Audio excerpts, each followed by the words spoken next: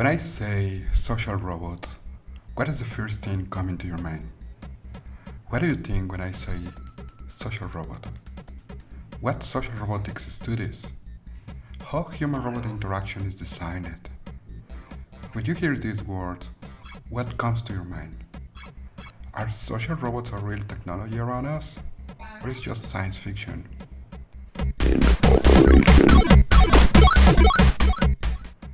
This podcast is about the human aspects of robotics. All these aspects related with design, art, human factors, and not traditional facts related with this fascinating technology. Welcome to the first episode of Social Robotics with Edu and Mari.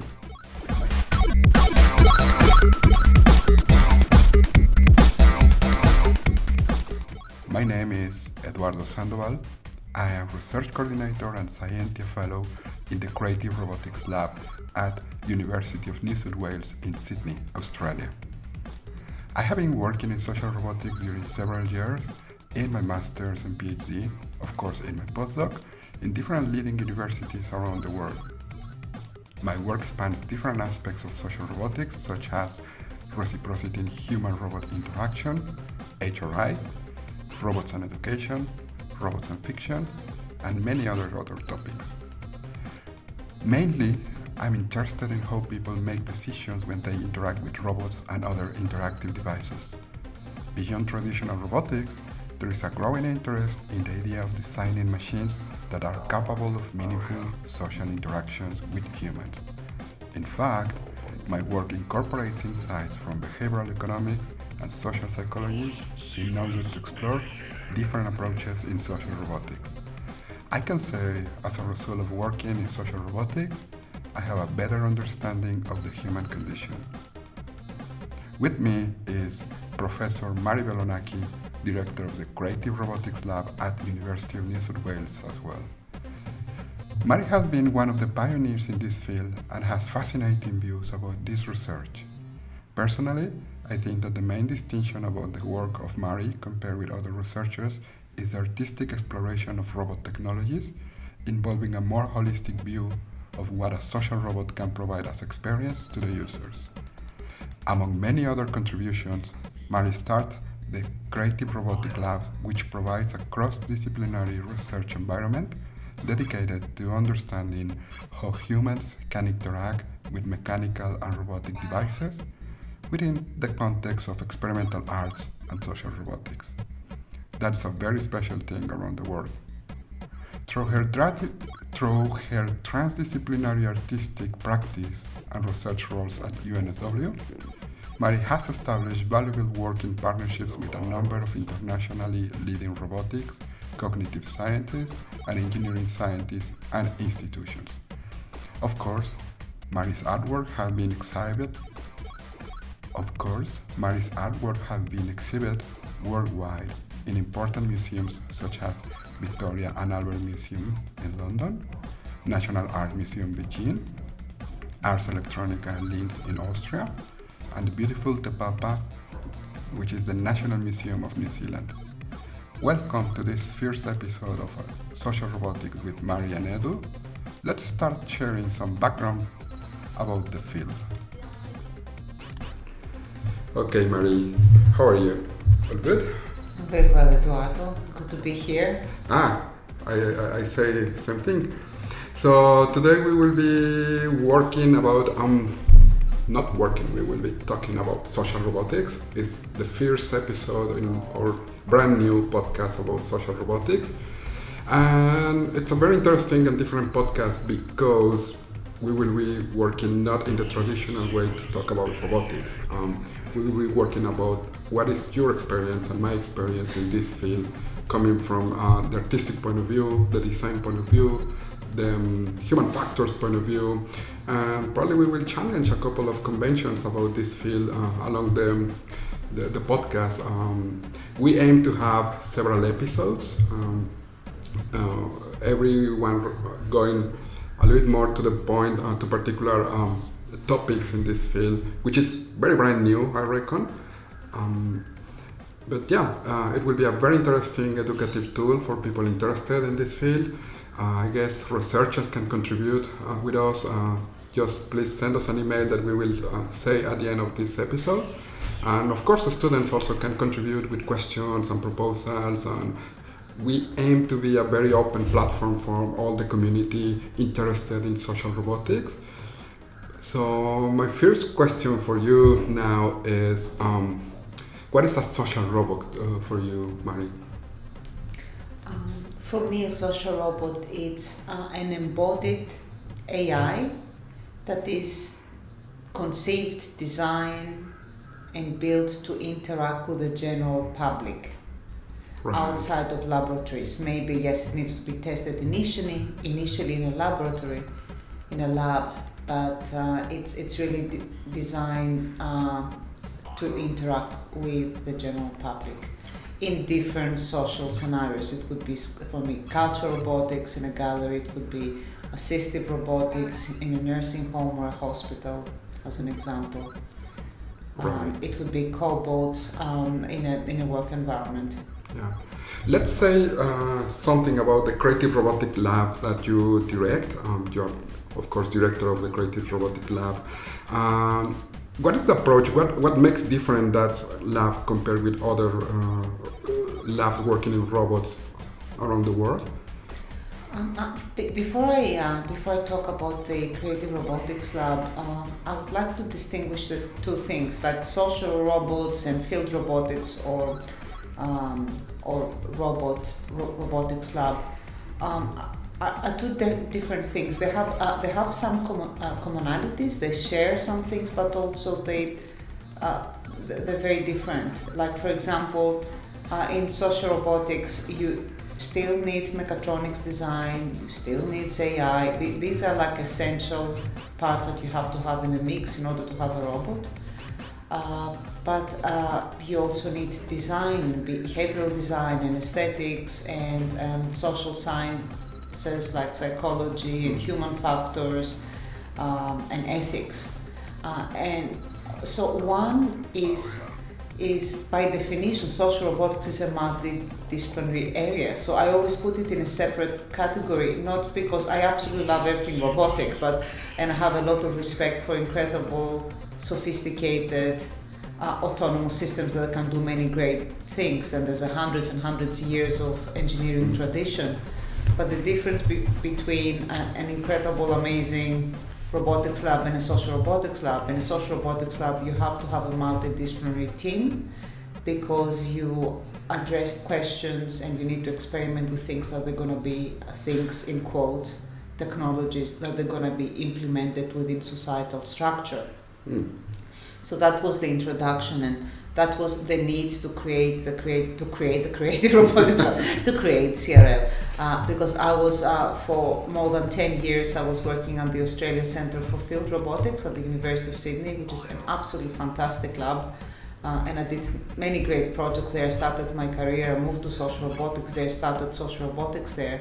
But there was a very strong need to have an independent lab that from the very beginning, it is dedicated to the study and development of social robots.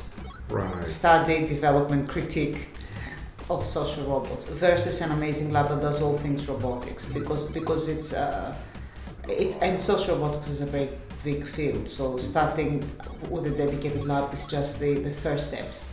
Right. Yeah, you are totally right. I reckon probably that's why I feel attracted to come here and work here, because I notice different philosophies around the world in terms of the development of social robotics technologies, right? One of them is, of course, the engineering and computer scientist approach in terms of the development of devices, the development of interfaces, the development of algorithms, and so on. The other one is the empirical studies related with the human factors, right? I think that is very relevant, but sometimes my concern is we study something in a lab, in an experimental room, and we study few variables which are part of the human-robot interaction. But the problem that I see sometimes is how we can take out these robots off of the experimental room, put them in public places, streets, schools, home, and realize if they work or not in the proper way, right? I guess something that is very interesting about Creative Robotics Lab is this very holistic point of view, this aim that we want to see the robots in, let's call it, into the wild, as you have done with your experimental exhibitions related with robotic technologies. Can you tell us a little bit more about that, about what happens when you put a robot in a public space, let's say a museum, and what are the results or what are the observations that you have had in this kind of studies? Because it's very unusual, right? It's not like the typical paper that we have in the conferences related to human-robot interaction or social robotics. Of course, I can imagine that there are a lot of insights coming from that kind of studies. Tell us, please, what happened in this setup? Okay, so first of all, you cannot bring any robot to a museum. It has to be, situational context. So these robots were robots, cultural, social robots, the ones that we usually exhibit in the lab, and some of my own work we wanted to test with the general public engagement, but also very specific things about new aesthetic and morphological approach of what a robot would be, comfort zones, changes in speed and direction of approaching. So with Fishbird, for example, the research question was appearances versus behavior, because the Fishbird robots had a very strict utilitarian wheelchair look, appearance. So the taking them outside of the lab that they were initially made and tested first, to be honest with you, tested to see if they would functioning as machines. So there are two different things. It's like the technological apparatus that needs to work, really. Can that work, operate 7 days a week in a museum for 6 months or 3 months? So the lab, of course, the behaviors, the acceptance, the interaction design needs to be tested as well. But the first thing we test is really, to be blunt with you, is the technology. And then what was great about the museum, we could actually set up conditions how, like, 2 people at a time with Fishbird to interact with the robot, and we're looking about different triggers, like generated text and more intimate messages from the robots to people, from the 2 robots to the 2 visitors, participants. We look at body language, we look at proxemics in terms of zoning, how close, comfort zones, the people that they always stay in the periphery, the people that go closer. Children, with Yamandini at the Victoria and Altman Museum, the humanoid, we were looking so much about what happens if you put an alternative looking, not better, not worse, just different looking humanoid robot that looks more like a sculpture into a museum with other sculptures like medieval and Renaissance sculptures. What will happen? What will happen if you take the same robot and you put it in a very different space, that it's with a different context, how people respond to it. So for us, I must say that the few things I know about humans and machines, I've learned them through looking at humans interacting with them. Right. I think for us the learning that occurs by collecting data from spaces that you get a much more complex data sets, because of you get more diverse population visiting a museum on the weekend, like from the tourists to special groups with nursing homes, to children, to different countries, different locations. You can show the same robot in, like Fishbird, they've been exhibited in 12 countries.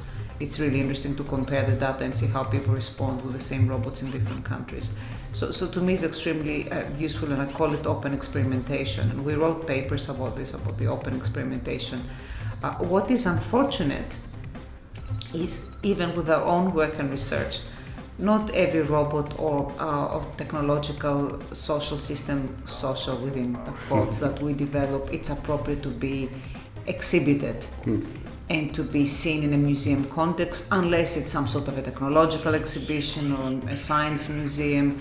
Only few of the projects that we do have that kind of creative flair, and they're multi-platform projects. They're the research projects, but also they work as an artwork, as a kinetic sculpture, as a new interactive project that you would like to extend the engagement, challenge the interaction, learn more about people. So although we learn a lot, it's very hard for me to claim that every project that we do, it's museum material, and we can keep testing everything in the museums around the world and get thousands and thousands of data. Right. So this is the reality check. But for the ones that we have done, it's been the most rewarding experience and very complex data sets. Right. Talking about cultural robots, it's a concept that it had attracted my attention since I was a student. One of the first things that attracted me as a graduate student to this field was this thought about machines which are anthropomorphic, which are close to our human kindness. I was really engaged with that because my background is in engineering, but when we are working in engineering, human factors are not really part of the curricula, at least in the university that I attend that program. But then when I came to design, I noticed that the technical aspects sometimes are not fully considered in the design of certain objects or certain products and so on. But cultural robots is a fascinating area that made me think a lot of questions, indeed, even philosophical questions. I was thinking that among the projects of my students, I'm now teaching research foundations with focus in social robotics, just because we think that the new generation of researchers in this field is somewhere in the classrooms in this university, right? And many others. And of course, in many others, of course.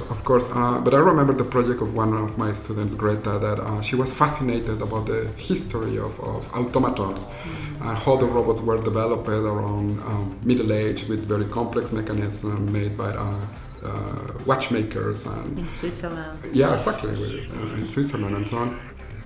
But I'm thinking that there are previous references about this human will of recreate anthropomorphic shapes and human likeness. And the first reference coming to my mind is the golem, this Jewish reference about this creature that gets alive because magical powers of one wizard and then follows the will of the master, right? In this case, it's magic, it's not technology, but I assume that before that legend, before this old legend in the Jewish tradition, there are many other references about humans trying to recreate themselves or recreate alive things in objects. Do you have any thought about that? Any reference about that?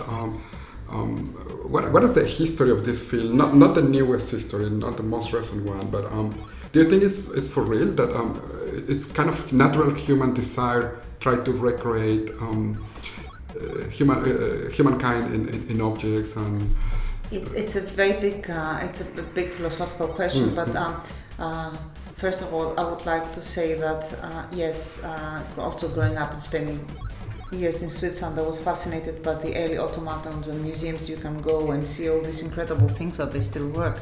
I would like to acknowledge the incredible Japanese tradition of making, thousands of years ago, this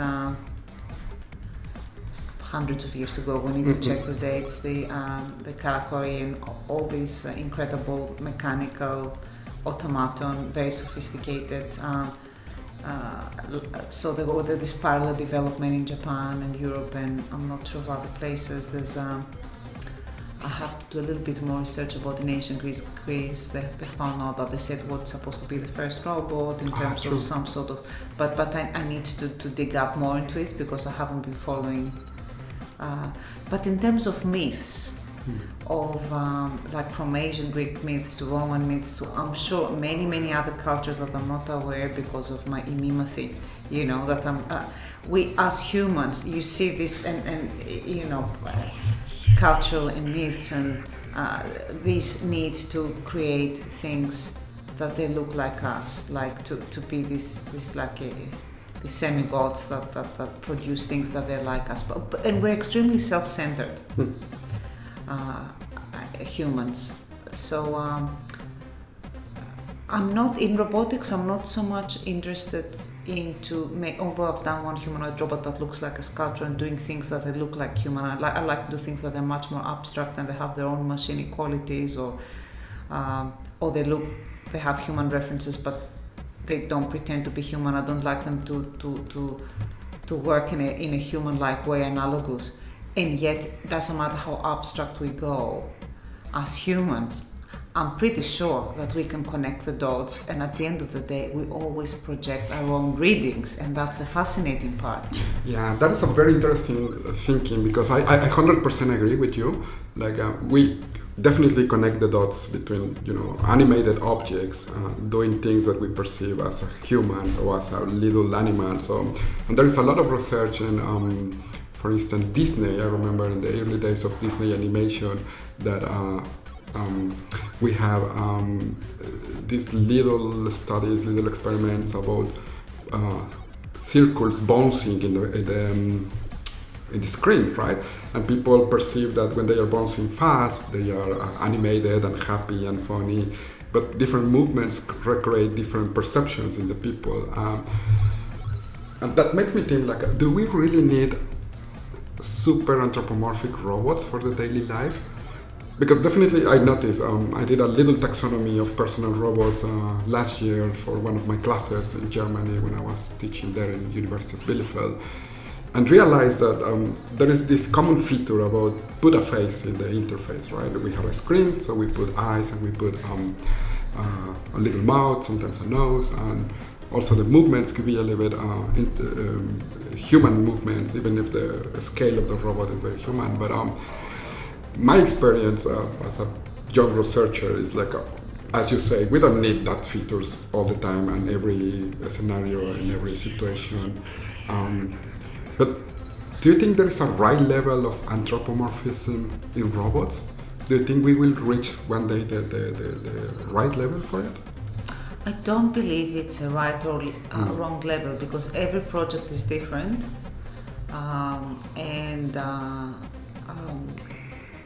social robotics, it's the difference between robotics and social robotics. Social robotics is a very big field because you can design and create robots for very different users and for very different groups, social groups.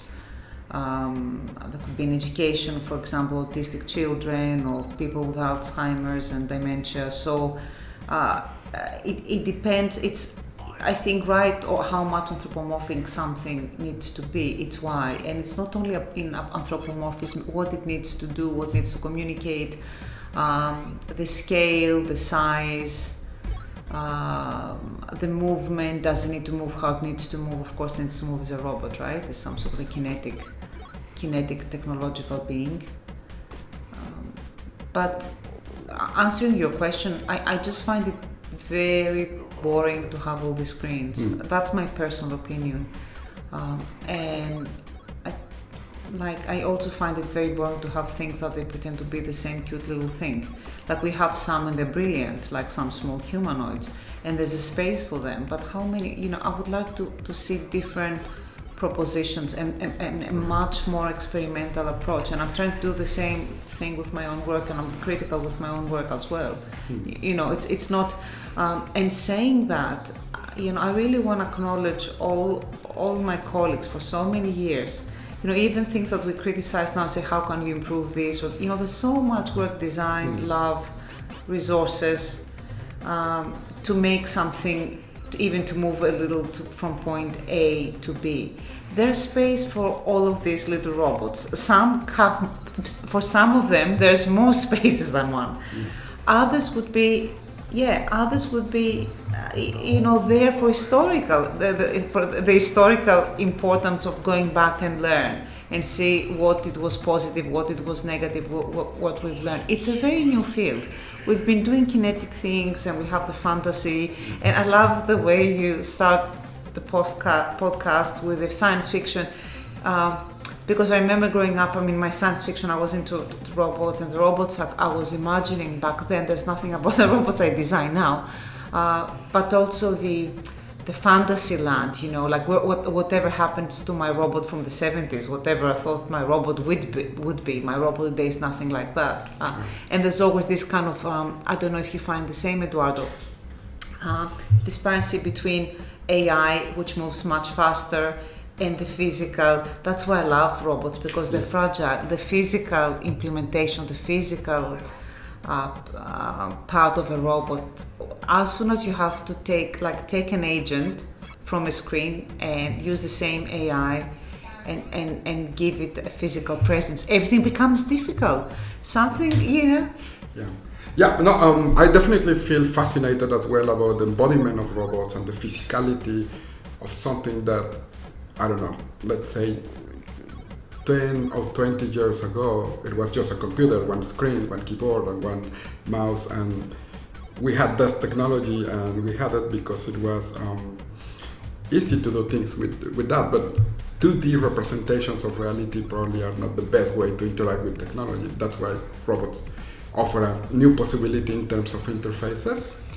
But I can also provide my views coming from the engineering point of view about the screens. Because I think that the screens offer a possibility about doing something for a reasonable budget and a reasonable time frame, and then we can focus certain efforts in the development of the interaction. Because again, this thought about connecting the dots, right? We don't necessarily see a physical face in a 3D dimension if we can represent just the face. But then maybe we can put a little bit more of effort in utilitarian purposes of the robot, which is something that I reckon we are a little bit behind the scale. Because in this area, I have been in this area since probably 2009, I reckon. You have been here for a little bit more than me, and you were one of the pioneers indeed in this area. But I have seen a lot of progress in terms of understanding what happens between humans and robots interacting in different scenarios, but I haven't seen any progress about robots doing useful things for us in the everyday life and the daily life.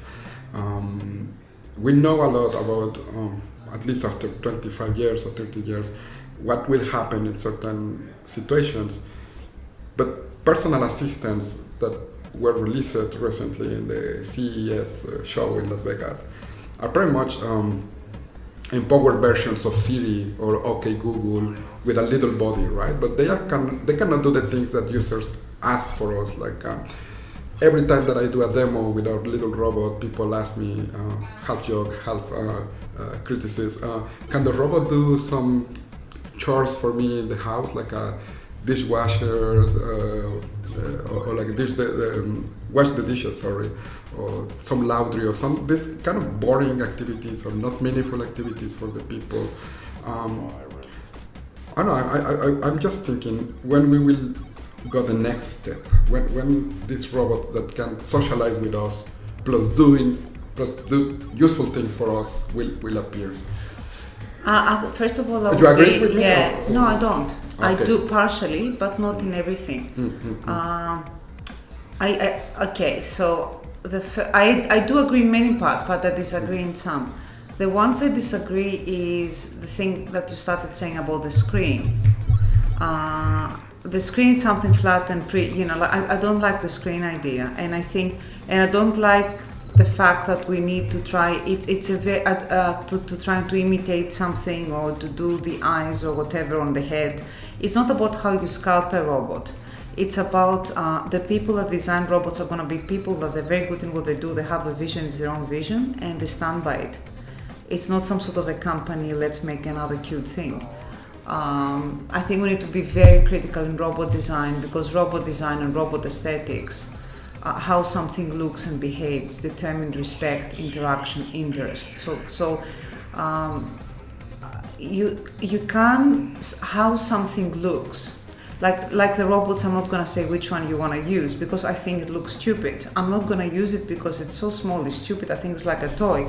I'm not going to run a serious experience about Alzheimer's with that robot, with totally my neuroscience collaborator. The scale of the robot, indeed. The scale is important, but I really think that you cannot cut down, you can't afford to cut cut the process of how important it's something to be well designed as as experimental robot, that it at the end of the day you hope that it interacts with people and being useful. Useful in quotes, because how something is useful, it's extremely complex. But in a way, like I think how the morphology of this robot is considered. It's not like, oh, let's save up on the face, use the screen because we could develop the behaviors. This is what I disagree with you. Behaviors and appearance, you create the personality, not the way you create this kind of three-dimensional agent. And these things have to be very close, because behavior, appearance, it has to be. You can't. I don't agree if it's to cut and paste, or have things that are not properly finished. It's better not to do another robot. We have enough things. No, I haven't finished yet. I'm just raising my hand, guys. Yeah, he's raising his hand. Maybe you need to sorry, Eduardo, respond on this point, and then I'll take it. No, well, my concern is just pragmatical. As you know about my background, I'm a little bit engineer, I'm a little bit designer, and a little bit scientist. My main concern is there is a lot of effort put in the development of mechatronic faces. For instance, we have these robots made in Japan, and we have this robot who recently get citizenship from this Middle East country, Saudi Arabia or United Emirates,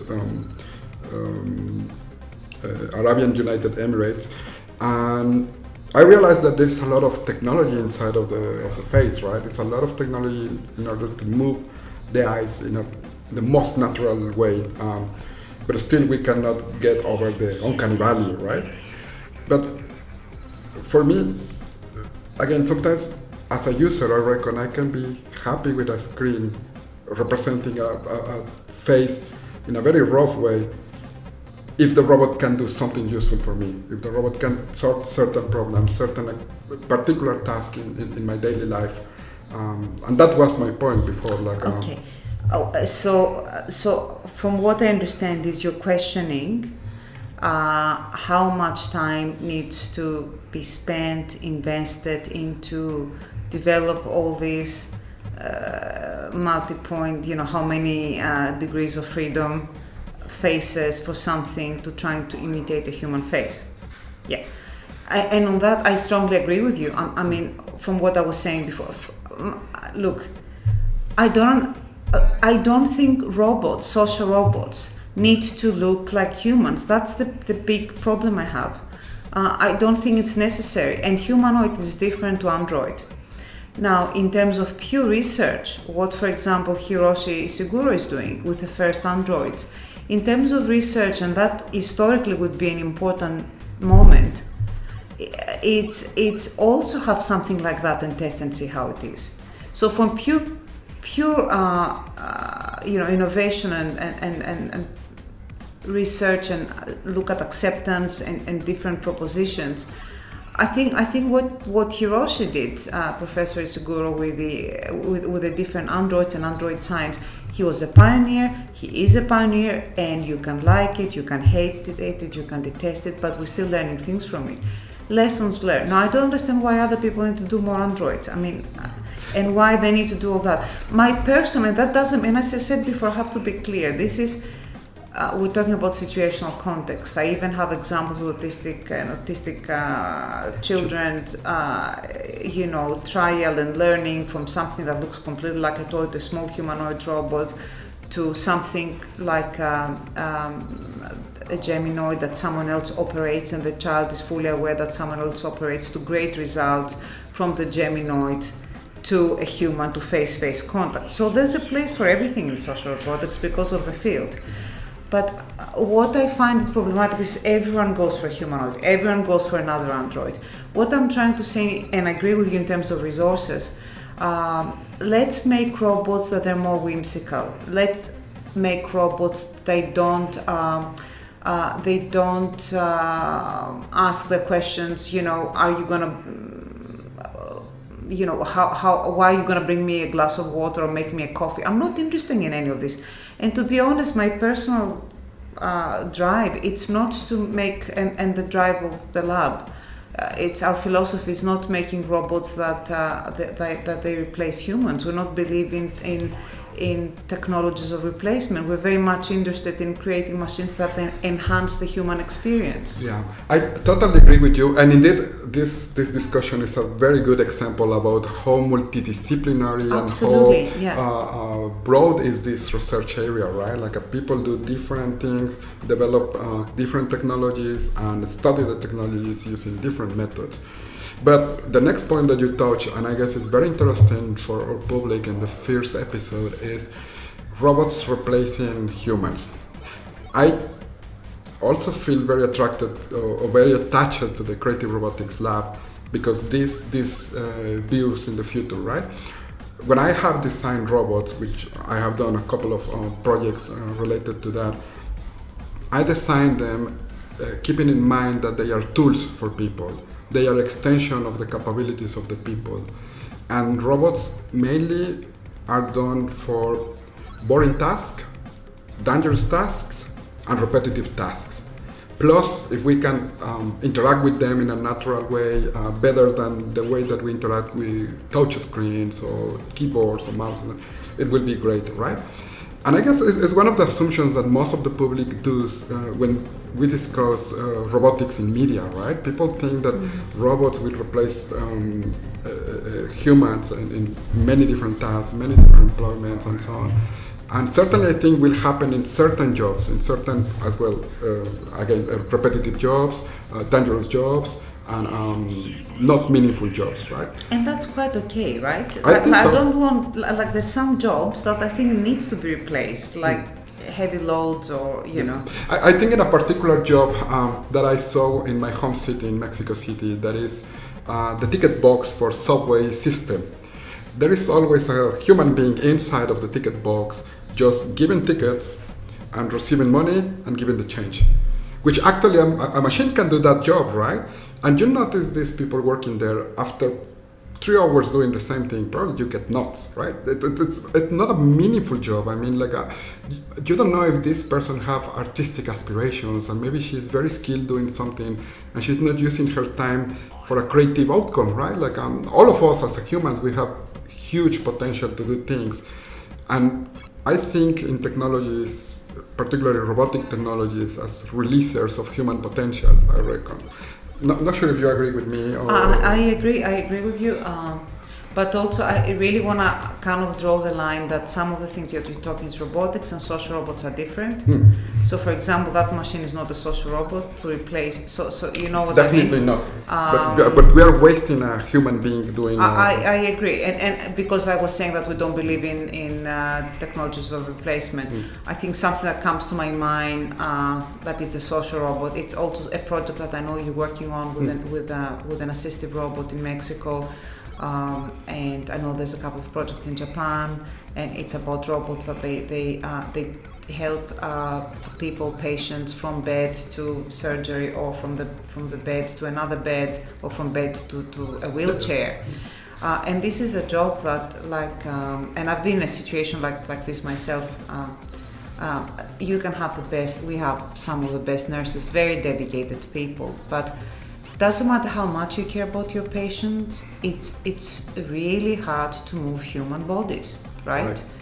So if you have a robot there that and I know you're working for the last few years on this project that I think is fantastic, to do that, you don't replace the human. The human is there to do the human thing, to explain to this person what's going on. So you're going to surgery, or you'll be fine, or hold your hand, or have an eye contact.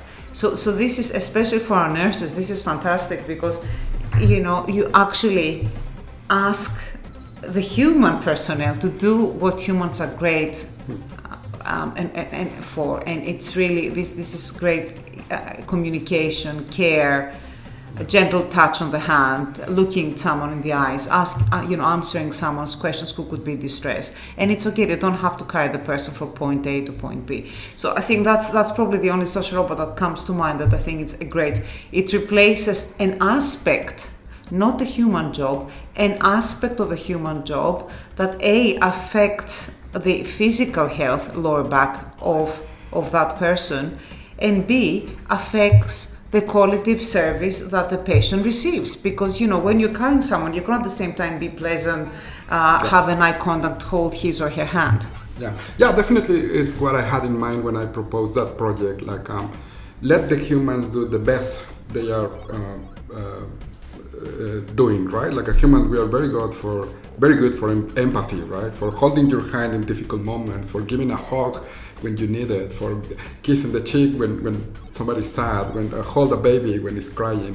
But we are not very good, especially when you're a tiny nurse in a Mexican hospital, trying to move a patient of 180 kilos from the bed to another bed, right? Like, definitely we need a help. And definitely I think in robots as assistive technology, as the hammer or the pliers or the knife of this 21st century, right? Like, that technology provides us with enhanced capabilities to do better certain difficult activities, right? It's one example that I was giving to somebody recently is like, you can try to dig a hole with your hand, or you can use a shovel, right? It's the same thing with robots doing useful things. The problem is that, again, I guess we have a very good progress in social interfaces. We know reasonable well how the interaction happens between humans and robots, but robots are still in the research lab, right? Yeah, we are still not providing the technology fully developed to the customers, and I have certain concerns about that because coming back to the topic of cultural robots, I think in the examples of mobile technologies, right? I guess we have the main development in smartphones in 2007 when the first iPhone appeared, and they provide an amazing cutting-edge technology of touch screens where the people can type in the keyboard, in the virtual keyboard, and it was hugely adapted all around the world. But my concern with the technologies is that engineers and computer scientists and designers, sometimes they just think as engineers, computer scientists, and designers. We don't see in that professions the cultural differences between different peoples, right? Like, nobody designs a phone for particular country like Japan and then redesign the phone for Middle East countries or redesign the phone for Latin American countries. But on the other hand, in social robotics, we have several cultural studies considering the differences between countries, right? Like, it's very well known in our area that Japanese people accept differently robots compared with Western cultures. Have you read the papers we've done about the first cross-cultural country of how people accept an android robot between Sydney and Tokyo? Not yet. But maybe you can provide us a little bit of information. I was wrong in my assumptions. Right. So, and not only I was wrong, but for all these years I've been advertising and my beliefs, as I always do. Yeah. So I always thought that the Australians will never accept or be interested in an android robot because there's such a big cultural difference with Japan, and an android robot, it's going to be much more accepted in Japan, in Tokyo. So we have two big cities, Tokyo and Sydney, and what happens is in Japan they trusted, the percentage of trusting the technology was higher, but the likability lower. In Australia, they trusted in Sydney trusted the technological part less, but they liked the robot much more. So this is when I was wrong, and I've been saying this story about Japan and Australia. I always say, for example, something that's acceptable and attractive in Japan, maybe it will never be attractive in Sydney or Australia. And I was wrong, which is really, really interesting, but because it was about the excitement of people. They still mistrusted technology, but they wanted to interact. So it's, you know me, Eduardo, a little bit, to our audience with all my set ideas. And then there's a moment, that's what's wonderful about experimentation, because you learn even when you fail spectacularly with your predictions. There's always a slap.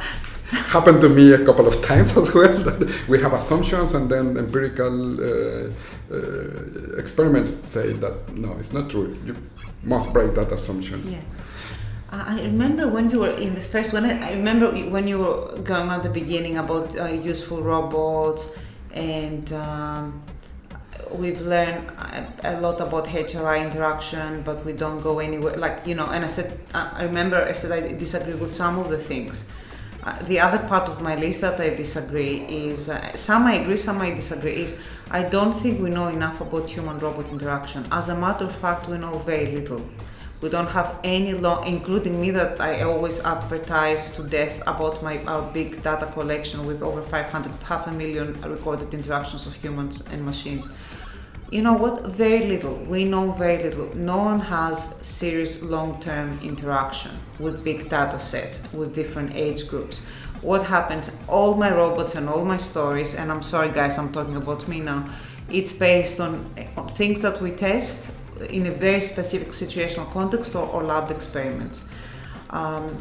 And what I agree with you, and what I agree with your agony, and knowing you as a researcher and working now in the same lab, when you raise your voice and you always, I think this is what comes across here, is robots and society. They're not really in society. There's all this, it's either science fiction or some interesting experiments that they remain experiments. And where is the meeting point? I think this is one thing. The other thing is, I agree with you. I'm not sure about the useful machines, because if it's useful and utilitarian, maybe it's not necessarily a social robot.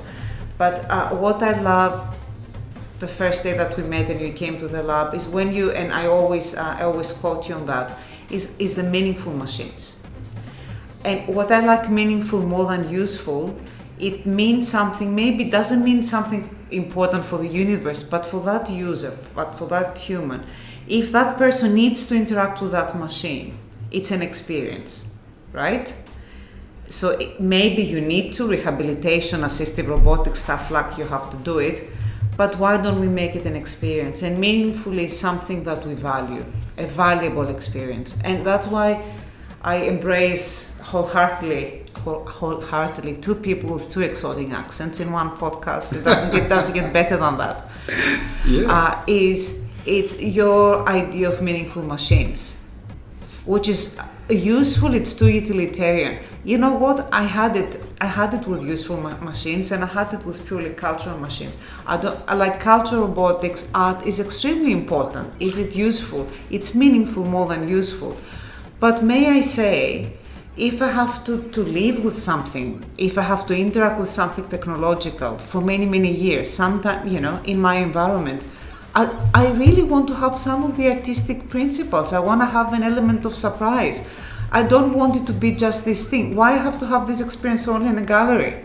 Why, what if I'm in a nursing home? Why that robot cannot provide something whimsical?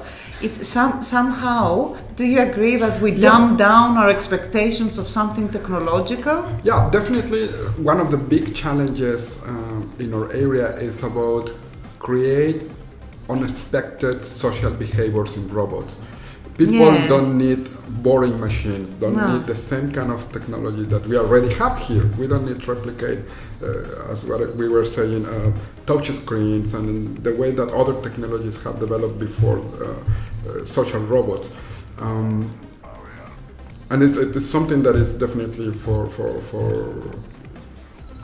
next generation of researchers working hard on that field, trying to get the robots being meaningful, being with the people. And because it's very interesting, I remember the quote of somebody, I don't remember exactly who, I guess it was Rodney Brooks or Cynthia Bresser, saying like, we have sent robots to Mars, we have sent robots to the deep of the ocean, but we cannot put robots in our own kitchen.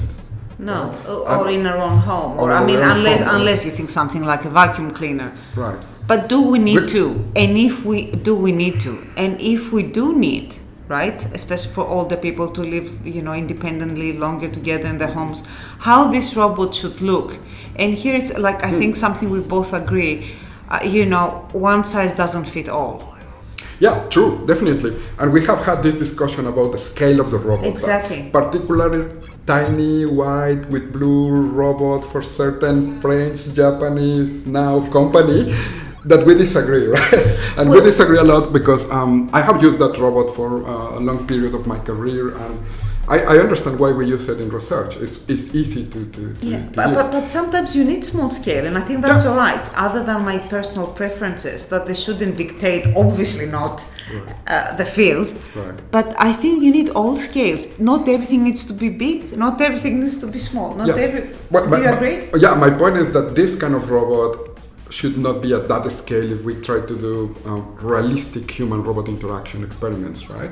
Because we were discussing, is a toy or is a robot or what kind of robot is that? The realistic robot, right? I wouldn't call it realistic. I would look because everything is realistic because it happens in real time, in a real world. Right. But I think there's something about scale, movement, and what's the degree of autonomy. If you have a very small robot, first of all, that you wanna set up it depends what you wanna set the experiment for. But if one of the prerequisites is because of the size, that robot should be always on a table to interact, it's not the right robot to predict how a robot could distract you, like Adrian Holt's work. That was one of my PhD students together with David Rye. That was about a robot approaching you from different directions at different speeds, and see if you were already involved in a task by yourself or the colleague. We have this puzzle together, how you get distracted or not, right? That would be the wrong size because it's too small, and it wouldn't be able to be. It doesn't have the physical autonomy to play with different speeds.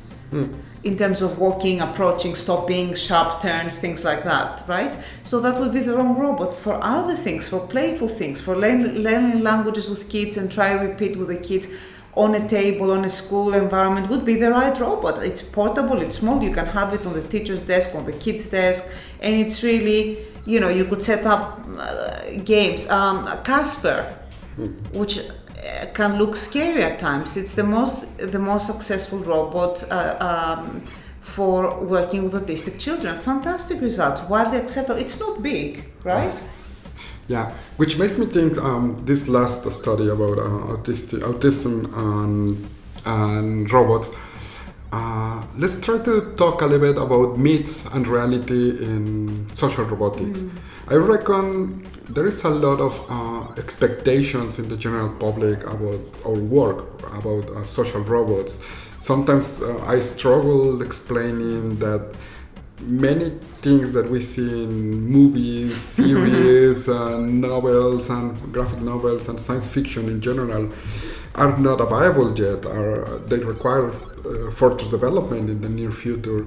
What kind of these myths come to your mind? We were discussing about robots replacing humans, which is a main headline every time that somebody discusses about that in media. But I don't know, I was thinking if you have in mind another myth that probably we can break now in terms of social robotics. Myth? Yeah. That they're not as advanced, unfortunately, as as the press presents them to be. I must say that the field grows rapidly, it's true, but because of the physical component, there's a slowdown because it's different. AI develops much faster than the physical component of a robot. Right. I was thinking a particular case about that. Robots having a natural conversation with a person, being totally autonomous, which for me is clear that it's not fully autonomous at all. No. And I have seen several examples in media, and when I notice the example, it's like, this material is made for be sharing media, but not necessarily is fully autonomous. But I find a little bit dangerous do these kind of things because it can be really misleading. Absolutely, very misleading. And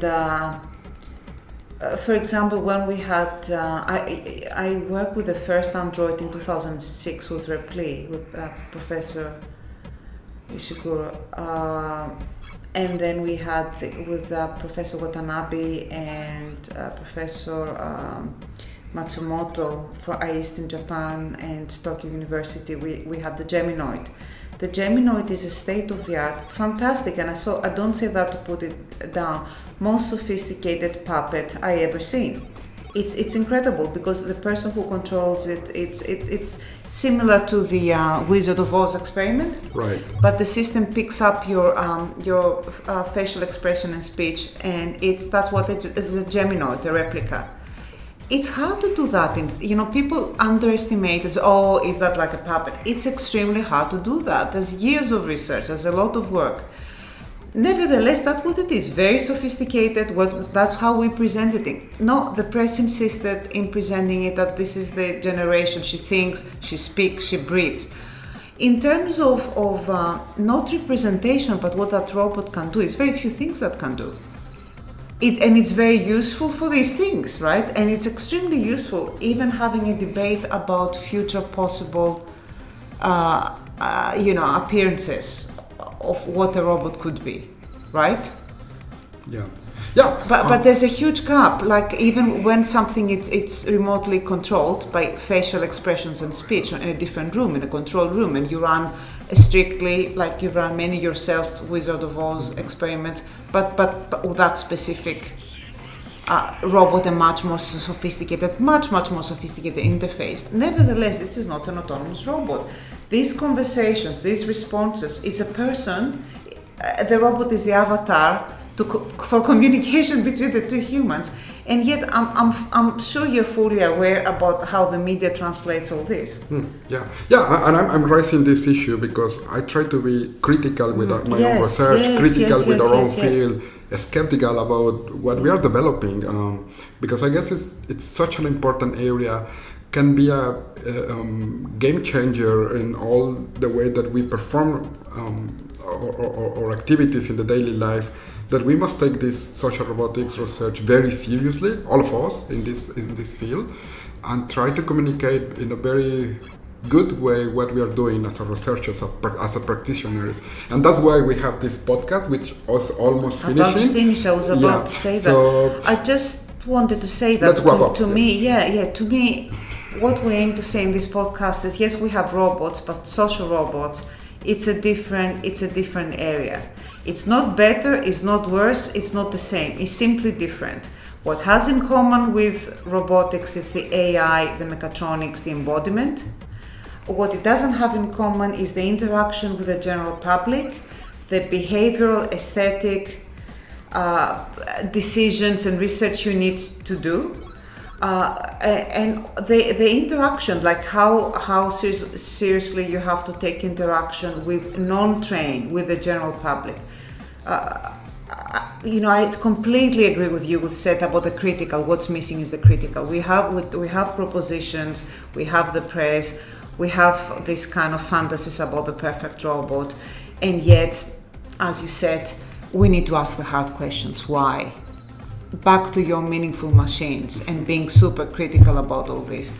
And finally, like it's social robotics, the word social.